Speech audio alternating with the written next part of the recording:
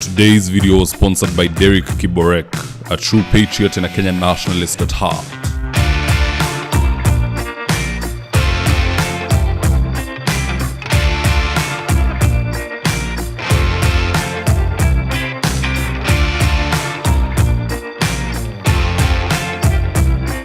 Stand by for debrief in 3, 2, 1. Alright guys, here today's top stories in Out in the World segment. Number 1. Natembeya has officially called all the boot-licking MPs of today bloody na amesema hakuna kubembelezana na rais tena over revenue allocation. Here's the tip. Hii Kenya hii msipochunga watu wetu miaka mingine pia tutakuwa na taifa la Kenya.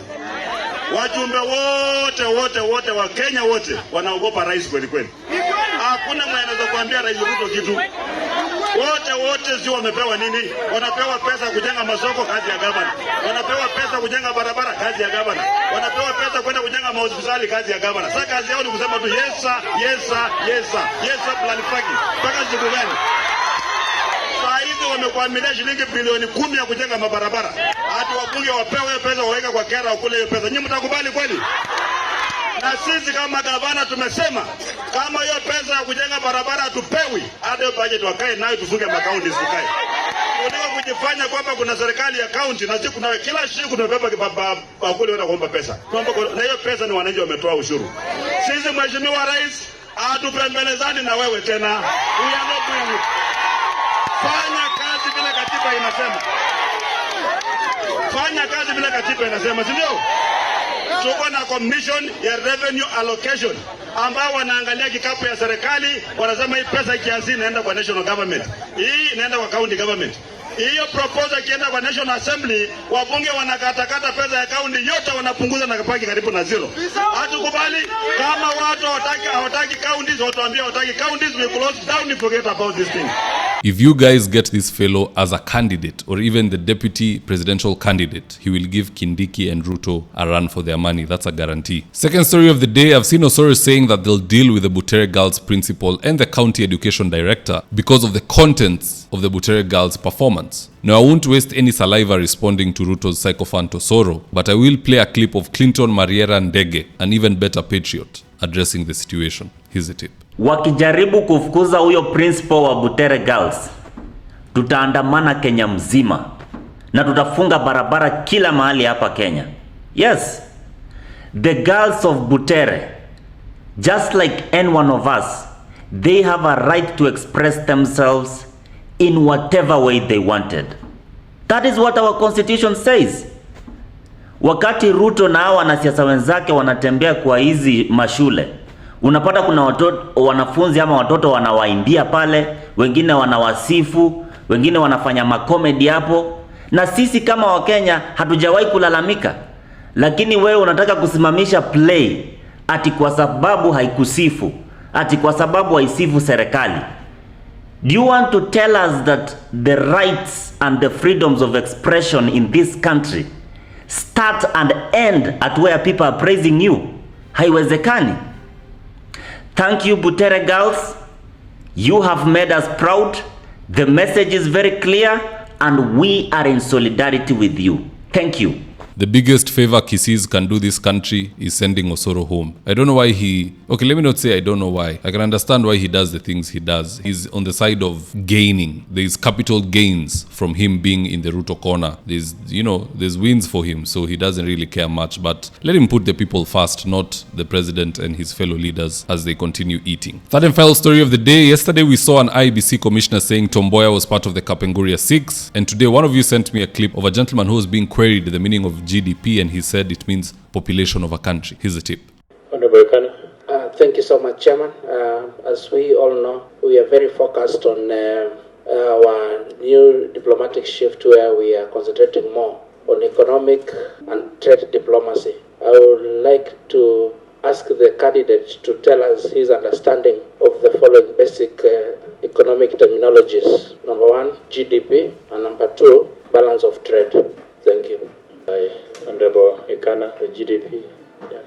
The GDP of DRC is 100. What your understanding of the GDP is? The growth the current population and the escalation of the population of that country.